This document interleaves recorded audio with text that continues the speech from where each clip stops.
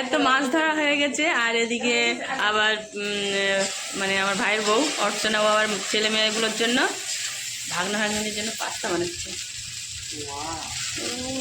গাজর আলু আর বিনস দেয় পাস্তায়, তাও বিনস তো ছিল না, তাই ডিম দিয়ে পেঁয়াজ দিয়ে কাঁচা লঙ্কা দিয়ে। এই এদিকে দেখো,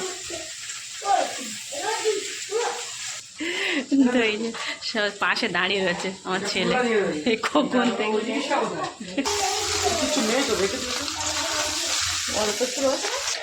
এই দেখো, ও যা বলছে তাই করছে। ম্যাগি মশলা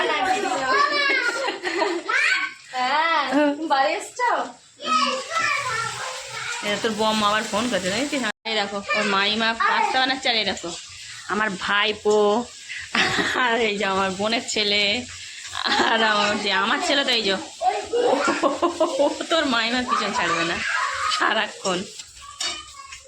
এই যে এখন সকালবেলা টিফিন হবে পাস্তা, ছেলে পিলে হেভি হয়েছে, ও টেস্ট করতে দিয়েছে বলে হেভি হয়েছে।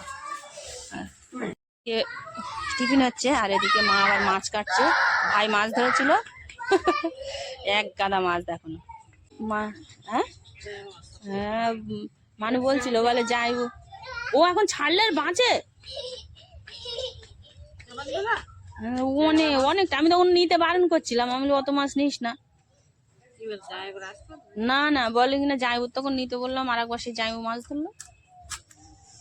এদিকে মা মাছ কাটছে, দুপুরে রান্না বান্না হবে, আর আমি একটু সবজি টবজি কেটে দিচ্ছিলাম।